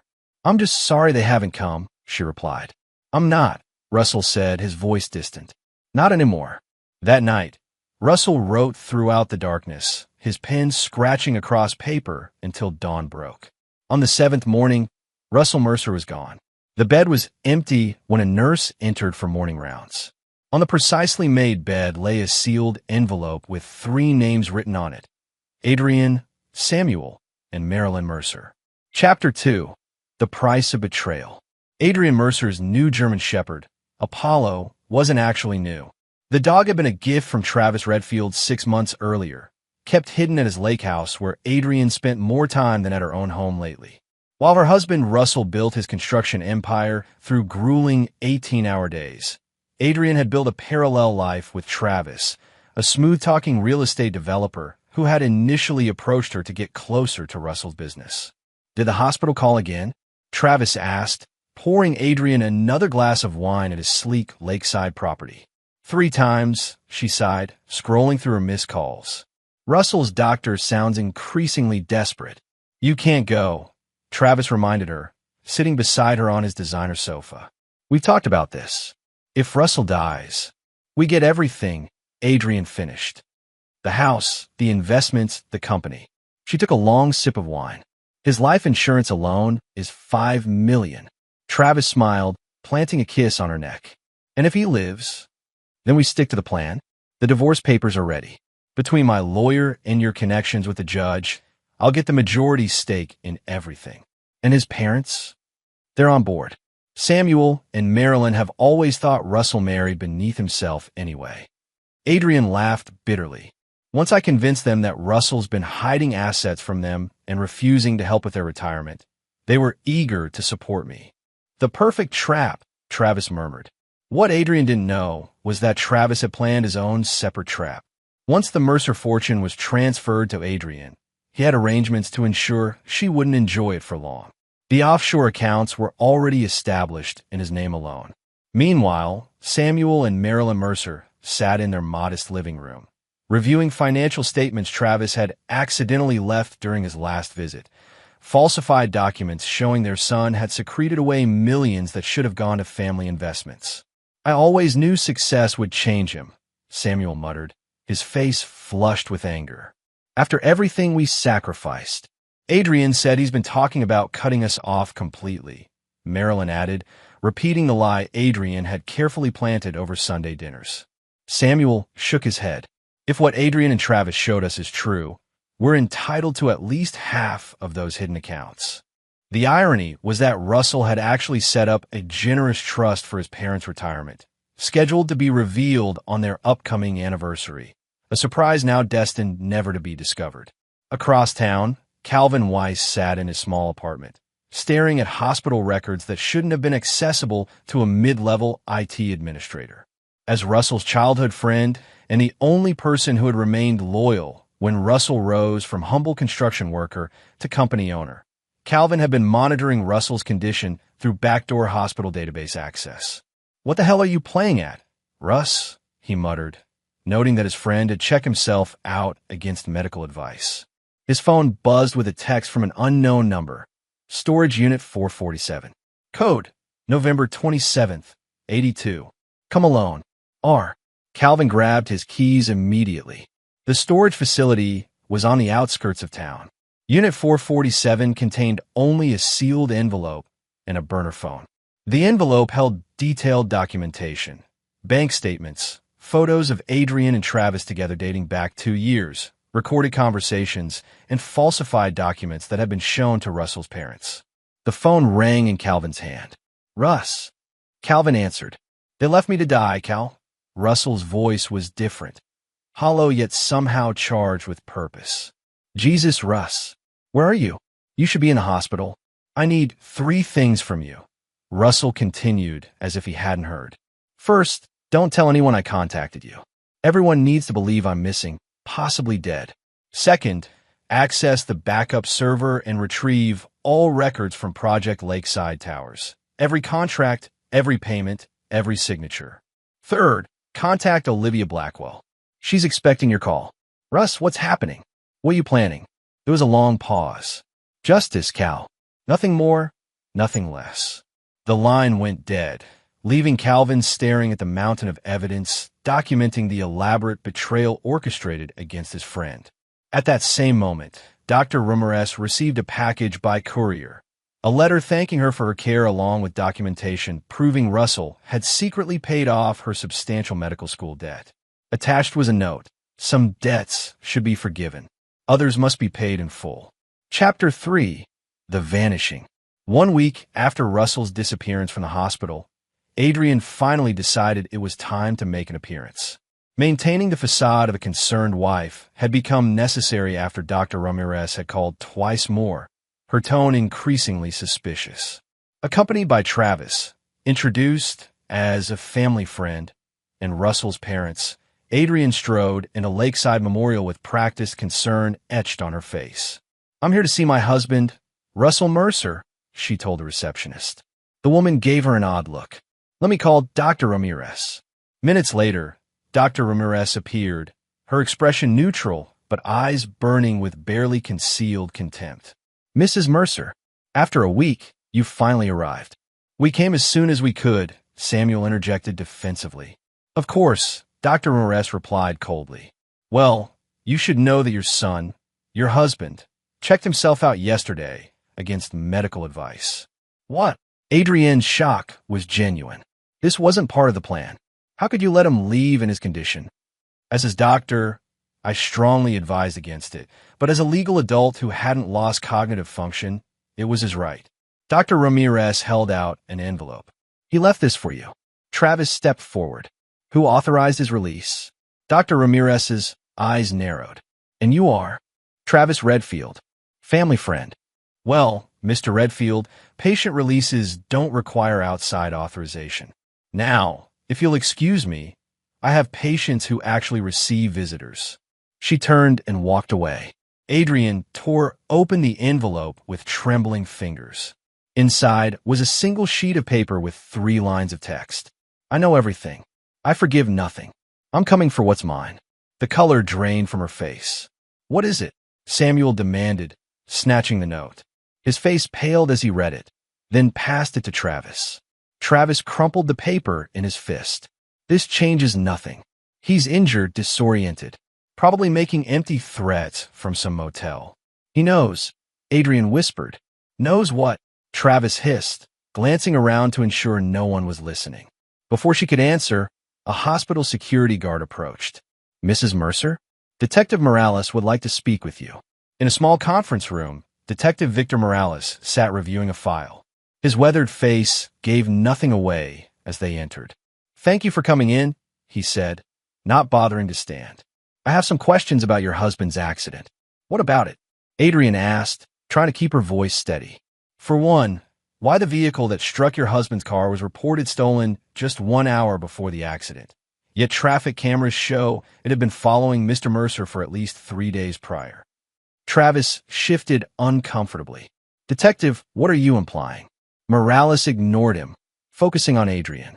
I'm also curious why phone records show you were in contact with a registered owner of that vehicle 6 times in the week before the accident. Adrienne's careful composure cracked. I want a lawyer. Interesting response to a simple question, Morales noted. One more thing before you go. The hospital security cameras show a visitor to Mr. Mercer's room at 3 a.m. the morning he disappeared. He slid a grainy photo across the table. Any idea who this might be? The image showed a hooded figure whose face was carefully turned away from cameras. No, Adrienne whispered. Curious. Because the key card used to access the room at that hour was yours, Mrs. Mercer. The one listed in hospital records for family access, which you never used during visiting hours. Samuel and Marilyn exchanged alarmed glances. I think we're done here, Travis announced, standing. We'll have Mrs. Mercer's attorney contact you. As they left the hospital, Adrienne's phone chimed with a text message from an unknown number. Check your joint accounts. With shaking hands, she opened her banking app. Every joint account had been emptied. The business accounts, investment portfolios, everything gone. He's ruined us, she gasped. Travis grabbed her arm roughly. Pull yourself together. This isn't over, but was only the beginning. That night, while Adrienne and Travis frantically called banks and lawyers, Russell Mercer watched from a car across the street. Beside him sat Calvin, who handed him a tablet displaying security camera footage from inside Adrienne and Travis's meeting at the lake house. Everything's in motion, Calvin said. Russell's face, still bruised from the accident, revealed no emotion as he watched his wife and her lover panic. Good. Now we move to phase 2. Are you sure about this, Russ? There's no coming back from what you're planning. Russell turned to his friend, his eyes reflecting nothing but cold resolve. I died in that hospital room, Cal. What's left has only one purpose. He started the engine and drove away, leaving behind the last vestiges of the man he once was. Chapter 4. The Architect of Vengeance. 3 months vanished like smoke. Russell Mercer, legally declared missing and presumed dead after exhaustive but fruitless searches, had transformed himself in a remote cabin in the Montana wilderness. His body, once broken, had been rebuilt through relentless physical therapy and training. His mind, once clouded by betrayal, now operated with surgical precision. The cabin belonged to Dr. Leo Winters, a former military surgeon who specialized in helping people disappear. For a substantial fee, paid from one of Russell's hidden offshore accounts, Dr. Winters had provided medical care, a new identity, and total discretion. "Your ribs have healed nicely," Dr. Winters observed during their final examination. "The facial reconstruction, too. Your own mother wouldn't recognize you now." Russell touched the subtle changes to his jawline and cheekbones. "That's the point. The voice modulator implant needs another week to fully integrate. Speak as little as possible until then." Russell nodded, studying his new reflection. Alexander Pierce stared back, a ghost created from forged documents and careful planning. "The psychological adjustment is just as important," Dr. Winters cautioned. "Revenge may feel righteous, but it consumes the vengeful first." "I'm already consumed," Russell replied flatly. "Ever since I woke up alone in that hospital." Meanwhile, Adrienne's life had collapsed into chaos. The investigation into Russell's accident had stalled, but never closed. Detective Morales made weekly calls with just one more question, each one digging deeper into her relationship with Travis. The financial devastation was total. Not only had the joint accounts been emptied, but Adrienne discovered Russell had secretly sold their house 2 weeks before his accident, with closing scheduled for next month. She would soon be homeless. Russell's construction company had undergone a mysterious restructuring one day before his accident, transferring controlling interest to a blind trust that even the company's attorneys couldn't penetrate. Travis, whose promises of security had evaporated when his access to Russell's wealth disappeared, had begun pulling away, making excuses to avoid her calls. Samuel and Marilyn Mercer faced their own reckoning. Their modest retirement savings had vanished, electronically transferred to an untraceable account after they'd been tricked into signing what they thought were insurance documents related to Russell's disappearance. Worse, they'd received anonymously delivered evidence suggesting that Adrienne had manipulated them with false information about their son. The documented trust fund Russell had actually created for them, which they'd never known about, had been dissolved upon his disappearance, the funds redirected to various children's charities. One day in late autumn, Calvin met a man called Alexander Pierce at an abandoned warehouse on the edge of town. Though Calvin recognized his childhood friend beneath the new face, he was stunned by the transformation. "Jesus, Russ, you look dead." Russell finished with a voice that sounded nothing like his former self. "Good, because Russell Mercer no longer exists." Calvin handed over a thick file. "Everything you asked for. Travis Redfield's complete history. The man's made enemies everywhere. His real estate developments are mostly money laundering operations for the Costia crime family. They don't know he's been skimming." Russell nodded. "And the special project? Coded and ready. Once activated, it'll unravel everything Travis has built, piece by piece." "Adrienne," Calvin hesitated. "She's desperate, about to be evicted. She's been trying to access Russell's life insurance, but without a body. And my parents? They know they were manipulated. They've been trying to reach out through official channels, claiming they have information about your disappearance." Russell's expression remained impassive. Too late for regrets. "What about Sophie?" Calvin asked cautiously. At the mention of Travis's ex-wife, Russell's composure flickered momentarily. "Is she still willing to help?" "More than willing. After what Travis did to her and her daughter, she's been waiting 3 years for this opportunity." Russell checked his watch. "It's time to bring our players together. Activate the program tonight." "And Calvin?" After this meeting, Alexander Pierce never knew Russell Mercer. Remember that. That night, an anonymous email reached the Costia family's leadership, revealing Travis's embezzlement with documented proof. Simultaneously, the algorithm Calvin had designed began systematically attacking Travis's financial infrastructure, freezing accounts, exposing hidden transactions, and triggering automatic audits. By morning, Travis Redfield would be a marked man from multiple directions. And Russell, now Alexander Pierce, would be waiting. Chapter 5. Wheels Within Wheels. The Ashford Hotel's presidential suite offered a perfect vantage point. From his windows, Russell could see both Travis's penthouse apartment and the offices of Redfield Development. Between sips of black coffee, he watched the chaos unfold through high-powered binoculars. Men in dark suits, Costia enforcers, entered the building at 9:17 a.m. They emerged 20 minutes later without Travis, who had apparently fled minutes before their arrival. Russell's phone vibrated with updates from the sophisticated tracking system he'd established. Travis had withdrawn emergency cash from a bank across town and was now heading toward the lakeside property where he'd conducted his affair with Adrian. Everything proceeding exactly as calculated. A soft knock at the door broke his concentration. He admitted Sophie Redfield, Travis's ex-wife, a woman whose elegance masked a steely resolve forged through suffering. "He's running," Russell informed her, returning to the window. "As predicted," Sophie replied, setting down her designer bag. "The offshore accounts? Already frozen. My algorithm triggered fraud alerts across 6 countries simultaneously." Russell turned to face her. "Are you prepared for your part?" Sophie's eyes hardened.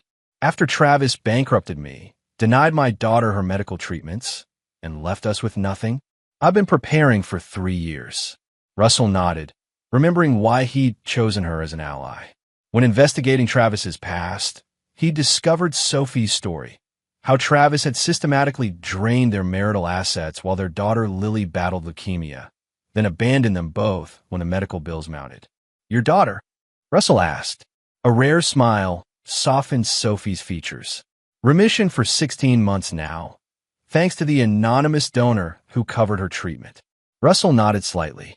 The $5 million he'd diverted from his own life insurance policy, converted to cash before his disappearance, had been put to better use than Adrian and Travis had intended. "Once this is done," Russell said, "the remaining trust fund will secure her future permanently." Sophie studied him. "You know, for someone orchestrating such elaborate revenge, you've shown remarkable compassion to uninvolved parties." "This isn't about punishing innocents," Russell replied. "It's about justice precisely measured." His phone buzzed again. "Adrian is moving too, heading to the lake house." "The desperate wife seeking shelter with her lover," Sophie observed. "Right into your trap." "Not my trap," Russell corrected. "Their own." Across town, Detective Victor Morales received an anonymous package. Inside, he found meticulously documented evidence connecting Travis Redfield to the stolen vehicle that had struck Russell Mercer's car, along with bank transfers linking both Travis and Adrian to the driver, a career criminal now mysteriously deceased. Morales immediately assembled his team. "We've got enough for arrest warrants. Move now." Meanwhile, Samuel and Marilyn Mercer sat in their kitchen, staring at the foreclosure notice. Their modest home, once fully paid for, had been remortgaged using documents they'd signed without reading. Papers Adrian had assured them were related to Russell's business. "We've lost everything," Samuel whispered, his hands trembling. "Our son, our home. We deserve it," Marilyn replied, tears streaming down her face. "We abandoned him when he needed us most." The doorbell rang. Outside stood Olivia Blackwell, Russell's attorney. "Mr. and Mrs. Mercer," she said crisply, "I need to discuss your son's estate." At the lake house, Travis threw clothes haphazardly into a suitcase while Adrian watched from the doorway. "You're just leaving?" she asked incredulously. "What about me?" "Wake up, Adrian," Travis snapped. "It's over. Whatever Russell did before disappearing, he's burned us both. The Costias want my head. The feds are freezing my accounts. I have maybe an hour before this place is swarming with either gangsters or FBI. "We can fix this," Adrian pleaded. "We still have the lake house, my jewelry." Travis laughed bitterly. "You think I put this place in my name? It's owned by a shell corporation that's probably being dismantled as we speak. As for your jewelry," he went to a painting on the wall, swung it aside to reveal a safe, and entered the combination. It was empty. "What the hell?" he muttered, frantically searching the void. Instead of valuables, he found a single note. "Did you really think I wouldn't have contingencies?" Travis staggered backward. "Impossible." The sound of approaching vehicles drew them both to the window. 3 black SUVs and two police cruisers rolled up the driveway. "Run!" Travis grabbed his half-packed bag and bolted for the rear exit. They never made it to the dock. Police officers swarmed from all directions, weapons drawn. Travis Redfield, Adrian Mercer, Detective Morales called through a bullhorn. "You are under arrest for conspiracy to commit murder, attempted murder, fraud, and embezzlement." As they were handcuffed and placed in separate vehicles, neither noticed the nondescript sedan parked just beyond the police barricade, nor the man watching impassively from behind tinted windows. Russell started his car. Phase 2 was complete. Now for the final act. Chapter 6, The Spider's Web. The county detention center's interview room was deliberately uncomfortable. Hard metal chairs, fluorescent lighting that buzzed incessantly, and a persistent chill that seeped through thin prison uniforms. Adrian Mercer sat shivering, her once perfect appearance now marked by shadows under her eyes and limp, unwashed hair. 3 days in custody had stripped away her polished veneer. The door opened to admit a man she'd never seen before, tall, with angular features and eyes that seemed somehow familiar despite their steel-gray color. "Mrs. Mercer?" Alexander Pierce, special financial investigator. His voice had an unusual timbre, almost mechanical in its precision. "I have some questions about your husband's assets." Adrian straightened. "Have they found Russell?" "No," Pierce replied, arranging documents on the table. "But we've uncovered interesting financial movements preceding his disappearance." "I don't know anything about Russell's finances," she lied. "He handled everything." Pierce smiled thinly. "Yet phone records show you had 17 calls with Maxwell United Bank in the week before your husband's accident, specifically with their department handling overseas transfers." Adrienne's composure slipped. "I want my lawyer present." "Of course." Pierce nodded, gathering his papers. "But you should know, Travis Redfield is cooperating fully. His statement paints you as the architect of everything, including the attempt on your husband's life." "He's lying." Adrienne slammed her palms on the table. "It was his idea from the start." Pierce paused at the door. "I'll note your willingness to discuss Mr. Redfield's involvement. We'll continue this conversation with your attorney present." In an identical room down the hall, Travis Redfield was equally disheveled, but considerably more calculating. When Pierce entered, Travis immediately assessed him as someone who might be manipulated. "Mr. Pierce, thank God. I've been trying to explain. I'm a victim in all this." Pierce sat down, his movements deliberate. "A victim who happens to have paid $50,000 to the driver who rammed Russell Mercer's vehicle? That's an interesting definition of victimhood." Travis paled. "That money was extortion. Adrienne's brother threatened to expose our relationship if I didn't pay him." "Adrienne doesn't have a brother, Mr. Redfield." Travis's calculated facade crumbled. "Look, I can help you find where Russell hid the real money. There's millions unaccounted for. Why would I be interested in that?" Pierce asked mildly. Travis leaned forward conspiratorially. "Everyone has a price. Help me get a deal, and I'll make it worth your while." Pierce stood abruptly. "Mr. Redfield, I'm not who you think I am." For just a moment, his voice modulator disengaged, and Russell's true voice emerged. "But then, neither are you." Travis recoiled in shock. "Russell," but Pierce had already left, the door closing with a final sounding click. Across town, Samuel and Marilyn Mercer sat in Olivia Blackwell's sterile office, bewildered by the documents before them. "I don't understand," Samuel said.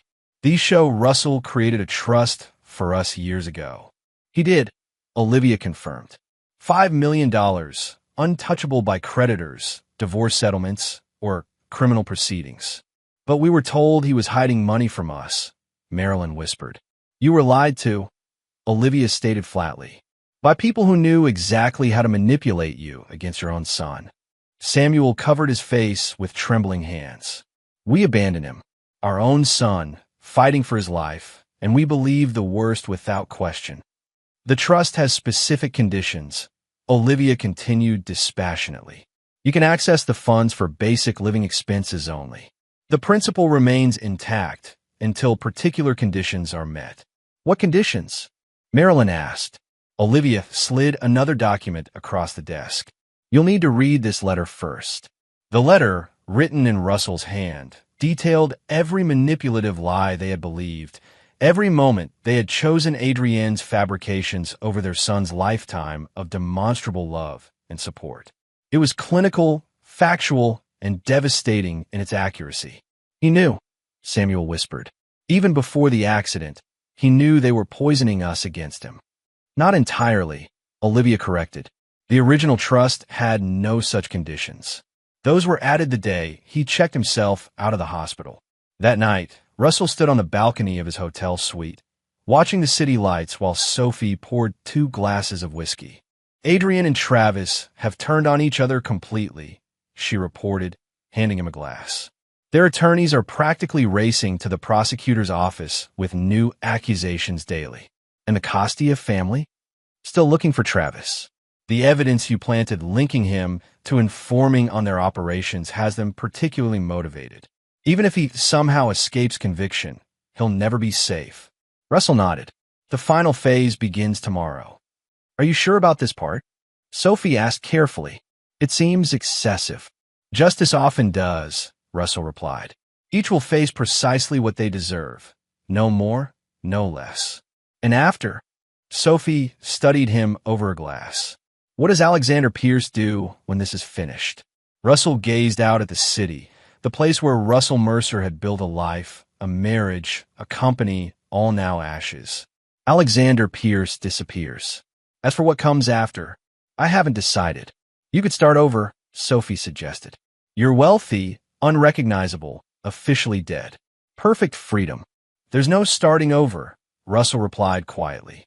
Only moving forward. In the darkness, he raised his glass. To justice precisely measured. Sophie clinked her glass against his. To justice.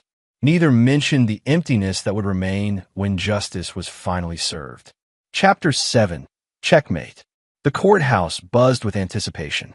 After months of legal maneuvering, bail hearings, and increasingly desperate attempts by both defendants to implicate each other, the joint trial of Adrienne Mercer and Travis Redfield for the attempted murder of Russell Mercer was finally beginning. Reporters clustered near the entrance, hoping for a glimpse of the defendants who had become media sensations. The story had everything: sex, betrayal, attempted murder, and a missing victim presumed dead. Inside, Alexander Pierce sat in the back row of the gallery, unremarkable in his gray suit, just another spectator to the legal proceedings. Only Calvin, seated several rows away as planned, knew his true identity. The bailiff called for all to rise as Judge Martha Kimball entered.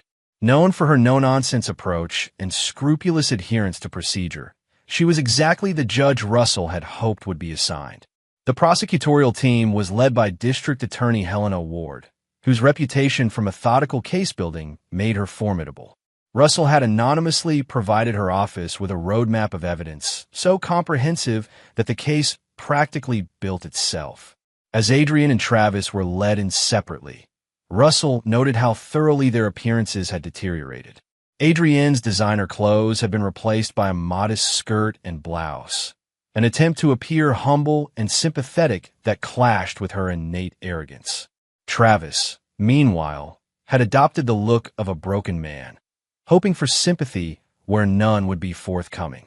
Neither defendant looked at the other. After opening statements, D.A. Ward called her first witness, Detective Victor Morales. Detective, please describe the evidence that led to the arrests of the defendants. Morales detailed the financial trail connecting both defendants to the driver of the truck, phone records showing coordination before the accident, and the damning text messages recovered from their devices. During cross-examination, Adrienne's attorney attempted to distance her from the conspiracy. Isn't it true that my client never directly communicated with the driver of the vehicle? She didn't have to, Morales replied. Mr. Redfield served as the intermediary, but Mrs. Mercer's phone records show she was the one who researched Russell Mercer's route that day, traffic patterns, and even the specific intersection where the collision occurred. Travis's attorney tried a different approach. Detective, isn't it possible that someone else orchestrated these events to frame my client? We followed the money, sir, Morales replied flatly. Unless your client is claiming someone forced him to withdraw $50,000 in cash, hand it to the now-deceased driver, and then send a text saying it's done immediately after the collision. No, there's no plausible alternative explanation. By day's end, Russell observed the jury's expressions. They were already convinced of guilt, and the trial had barely begun. Outside the courthouse, Samuel and Marilyn Mercer faced a barrage of reporters' questions. They'd attended despite not being called as witnesses, dressed in somber clothes that spoke of mourning. "We trusted the wrong people," Samuel stated, his voice breaking. "We failed our son in the worst possible way. We just pray that wherever Russell is, if he's still alive, he can find it in his heart to understand our terrible mistake," Marilyn added, tears streaming down her face. Russell watched from his car, unmoved. Their remorse changed nothing. That evening, a package was delivered to Adrienne's attorney, an unmarked envelope containing photographs of Adrienne meeting with known members of the Costia family months before Russell's accident, along with bank statements showing payments that aligned perfectly with the timeline of the conspiracy. Simultaneously, Travis's attorney received similar documentation showing his client had been embezzling from the Costia family's legitimate businesses for years, information that would certainly reach the crime family through the attorney's known connections. The message was clear. Neither defendant would escape justice, either through legal channels or otherwise. Back in his hotel suite, Russell reviewed the next day's evidence with Sophie. "DA Ward will introduce the life insurance policy tomorrow," Sophie noted, scanning the court schedule. $5 million with a double indemnity clause for accidental death. 10 million reasons for murder, Russell observed, plus control of the company and assets worth another 30 million. "Speaking of which," Sophie said, handing him a tablet, "the restructuring is complete. Mercer Construction now officially belongs to the Employee Ownership Trust. 300 employees now have guaranteed jobs and profit sharing for life." Russell nodded with satisfaction. His company, built from nothing with his own hands and determination, would survive him, benefiting those who had actually contributed to its success. "And my parents' situation?" As instructed, they've been informed that they'll lose the house but can relocate to the managed senior living facility, with expenses covered by the trust. They'll be comfortable but never wealthy. Their monthly allowance will require community service hours to maintain. "Perfect," Russell said. "Justice precisely measured." "There's something else," Sophie added hesitantly. "Dr. Ramirez has been looking for you, or rather, for Russell Mercer. She's convinced you're alive." Russell's expression didn't change. "She has good instincts. Should we be concerned?" "No. After tomorrow, it won't matter who knows the truth." Sophie studied him carefully. "You're planning something beyond what we've discussed." Russell merely smiled. "Get some rest, Sophie. Tomorrow will be eventful." That night, alone in his suite, Russell opened a small box containing a simple gold wedding band, his own, removed at the hospital and recovered by Calvin. He turned it in his fingers, remembering a different life, different dreams. Then he closed the box and set it aside. Tomorrow would bring an end to Russell Mercer's story, one way or another. Chapter 8. The Dead Man's Hand. The courtroom fell absolutely silent as the prosecution called its surprise witness on the third day of trial. The state calls Alexander Pierce. Russell walked confidently to the witness stand, feeling Adrienne and Travis's confused stares. Neither had connected him to their ongoing destruction. After being sworn in, DA Ward began her questioning. "Mr. Pierce, please state your occupation." "I'm a forensic financial investigator specializing in complex fraud schemes." "And were you hired to investigate matters related to Russell Mercer's finances?" "Yes, by Olivia Blackwell, Mr. Mercer's attorney, shortly after his disappearance." "What did your investigation reveal?" Russell detailed the elaborate financial maneuvers that had occurred in the months before his accident, careful to speak of himself in the third person. Mr. Mercer had apparently discovered the conspiracy against him approximately 3 months before the attempt on his life. He began systematically protecting his assets, creating employee trusts, and documenting the betrayal. "Objection!" Adrienne's attorney shouted. "Speculation as to what Mr. Mercer knew or didn't know." "Sustained," Judge Kimball ruled. The witness will restrict testimony to financial movements, not presumed motives. DA Ward adjusted seamlessly. Mr. Pierce, did you find evidence of financial transactions between the defendants and other parties relevant to this case? Yes, Russell replied. Mrs. Mercer conducted multiple meetings with insurance representatives to verify the double indemnity clause would pay out for a vehicular accident. Mr. Redfield made cash withdrawals totaling exactly the amount paid to the driver of the truck. Additionally, both defendants began liquidating Mr. Mercer's assets even before the accident occurred. He continued methodically outlining the conspiracy, watching the jury's expressions harden with each revelation. Adrian seemed paralyzed in her seat, while Travis whispered frantically to his attorney. During cross-examination, Travis's attorney attempted to undermine the testimony. Mr. Pierce, isn't it convenient that you've appeared with this information after Mr. Mercer vanished? How do we know you aren't involved yourself? A reasonable question, Russell acknowledged, which is why all evidence has been independently verified by Detective Morales' team and 3 separate forensic accounting firms. And how did you come by this information so easily when police investigators initially found nothing suspicious? Russell smiled slightly. I never said it was easy, but motivated individuals often find what unmotivated bureaucracies miss. The attorney changed tactics. Have you ever met Russell Mercer? A moment of absolute silence filled the courtroom. Yes, Russell replied calmly. I have. The courtroom erupted. Judge Kimball banged her gavel repeatedly. Order. Mr. Pierce, are you claiming Russell Mercer is alive? I'm claiming I met with him, Russell clarified. Whether he remains alive is a separate question.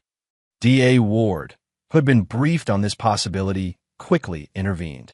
Your Honor, we have additional evidence to present regarding Mr. Mercer's current status. She produced a sealed envelope.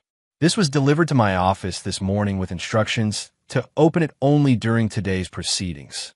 Judge Kimball accepted the envelope and broke the seal. Her expression remained professional, but her eyes widened slightly as she reviewed the contents. Counselors approached the bench. After a heated sidebar discussion, Judge Kimball addressed the courtroom. We'll take a 30-minute recess. Bailiff, secure the defendants and clear the courtroom. As Russell walked out, he caught Dr. Ramirez's gaze from the gallery. She studied him intently, a flash of recognition crossing her face before she nodded almost imperceptibly. During the recess, Samuel and Marilyn Mercer were escorted to a private conference room where Olivia Blackwell waited. What's happening? Samuel demanded. Your son left specific instructions, Olivia explained, for various scenarios. One of them is unfolding now. Russell is alive, isn't he? Marilyn whispered. Olivia's expression gave nothing away. In the next hour, everything will be resolved. How that resolution affects you depends entirely on Russell's final decision. When court resumed, the tension was palpable. Judge Kimball addressed the packed courtroom. Based on evidence just presented to this court, I am calling a witness not on the original list. The court calls Russell Mercer. The gallery erupted again as the rear doors opened. Russell, not Alexander Pierce, but Russell Mercer, walked down the center aisle. Adrian clutched the defense table, her face ashen. Travis looked as though he might vomit. Russell had reversed the subtle facial modifications, removed the voice modulator, and dressed in the exact suit he'd worn the day of his accident. The effect was deliberately theatrical, a dead man walking. After being sworn in, he faced the stunned courtroom. Yes, Your Honor, I am Russell Mercer. Mr. Mercer, Judge Kimball said carefully, can you explain your apparent death and disappearance? When I woke in the hospital after the attempt on my life, I discovered my wife, her lover, and my parents had all abandoned me to die. Upon investigation, I uncovered their conspiracy against me. Rather than confront them directly, I chose to disappear and allow justice to unfold naturally. And Alexander Pierce? A necessary disguise to complete my investigation safely. DA Ward, recovering her composure, approached the witness stand. Mr. Mercer, are you prepared to testify regarding the conspiracy against your life? I am. For the next 2 hours, Russell methodically detailed every aspect of the plot: dates, times, recorded conversations, bank transfers, meetings, all documented with evidence already entered into the record. Throughout his testimony, he never once looked at Adrian, Travis, or his parents. They were simply facts in his narrative, objects rather than people. When Travis's attorney began his cross-examination, his approach was desperate.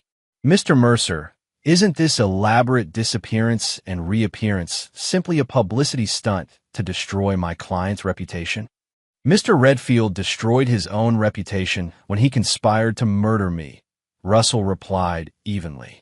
"I merely ensured the truth would be discovered. But you deceived the court by testifying as Alexander Pierce." "I testified truthfully in both identities. The name changed, the facts did not." Adrienne's attorney attempted a different strategy. "Mr. Mercer, isn't it true that you were emotionally abusive to my client, leading her to seek comfort elsewhere?" For the first time, Russell turned to look directly at Adrienne. "Is that your defense? That I deserve to be murdered because I worked long hours building a company that provided your luxury lifestyle?" Adrienne couldn't meet his gaze. By day's end, both defense teams were in shambles. The jury would clearly convict on all counts. As court adjourned, Russell was escorted out under heavy security. In the hallway, he finally came face to face with his parents. "Russell," his father began, tears streaming down his face. "Son, we don't," Russell interrupted, his voice devoid of emotion. "You've received the terms of the trust. That's all you'll ever get from me. We know we don't deserve forgiveness," his mother whispered. "But please." "You're right," Russell cut her off. "You don't deserve forgiveness. When I was fighting for my life, you chose to believe the worst of me based on nothing but the word of a woman you barely knew. There's nothing left to discuss." He walked past them without another glance, leaving them sobbing in the hallway. Outside, Dr. Ramirez waited by his car. "I knew it was you," she said quietly. "Your eyes, they didn't change." Russell nodded. "Thank you for trying to get them to come. It revealed who they truly were." "What happens now?" she asked. "Justice," Russell replied. "Then I disappear again, permanently this time." Dr. Ramirez studied him carefully. "The man I treated wouldn't throw away his life for revenge." "That man died in your hospital," Russell said. "What remains is only his purpose." He got into his car and drove away, leaving the doctor standing alone on the courthouse steps. Chapter 9. Ashes and Legacy. The verdicts were unanimous and delivered without recommendation for mercy. Adrian Mercer and Travis Redfield, guilty on all counts, including conspiracy to commit murder, attempted murder, fraud, and embezzlement. The sentences, 25 years to life for each defendant, with no possibility of parole for 20 years. Russell observed from the gallery as they were led away in handcuffs. Adrian sobbing uncontrollably, Travis ashen-faced and trembling. Neither looked in his direction. Outside the courthouse, reporters swarmed around Russell, shouting questions. "Mr. Mercer, how does it feel to see justice served? Will you reclaim your company now? What about your parents? Will you reconcile?" Russell faced the cameras calmly. "Justice has been served according to the law. As for what comes next, Russell Mercer died in that hospital room. The man standing before you is merely executing his final wishes." With those cryptic words, he pushed through the crowd to where Calvin waited with the car. "It's done," Calvin said as they drove away. "Almost," Russell corrected. "One final piece remains." That evening, a private gathering took place at Mercer Construction headquarters. 300 employees filled the main floor, anxiety evident on their faces. Rumors of the company's fate had spread following the trial's conclusion. Russell stood on a small platform, facing the people who had helped build his success. "You've all heard the verdict," he began. "What you haven't heard is what happens to this company, to your jobs and futures." He gestured to Olivia, who distributed documents to department heads. Effective immediately, Mercer Construction becomes Mercer Employee Trust. Each of you now owns a stake proportionate to your years of service. The company cannot be sold, broken up, or taken public. It belongs to those who built it, to you. Stunned silence gave way to applause, then to tears and cheers as the implications sank in. I built this company from nothing, Russell continued, and despite attempts to destroy it, it will outlive me, providing security for your families for generations. What about you, boss? Called Luis Martinez, his foreman of 10 years. I won't be staying, Russell replied simply. My work here is finished. After the celebration, Russell met Sophie at the airport. Her daughter Lily waited in a private lounge, a cheerful 7-year-old showing no signs of her previous illness. The trust is established, Russell confirmed. Her medical care is guaranteed for life, and her education fully funded. Sophie squeezed his hand. You've given us our lives back. What will you do now? Russell gazed out at the darkening sky. Disappear. Alexander Pierce has a new identity and passport waiting in Geneva. That sounds lonely, Sophie observed. It's what's left, Russell replied. They said their goodbyes, and Russell watched as Sophie and Lily boarded their flight to a new life in California. Later that night, Russell returned to his hotel suite for the final time.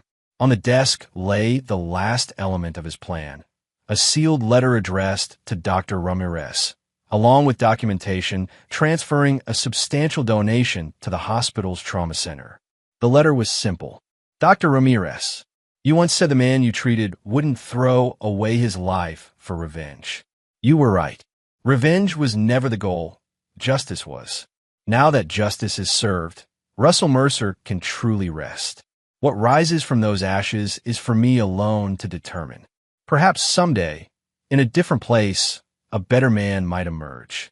Thank you for being the only one who cared whether I lived or died. That mattered more than you'll ever know. R. Russell sealed the envelope and placed it in the hotel's overnight mail. At dawn,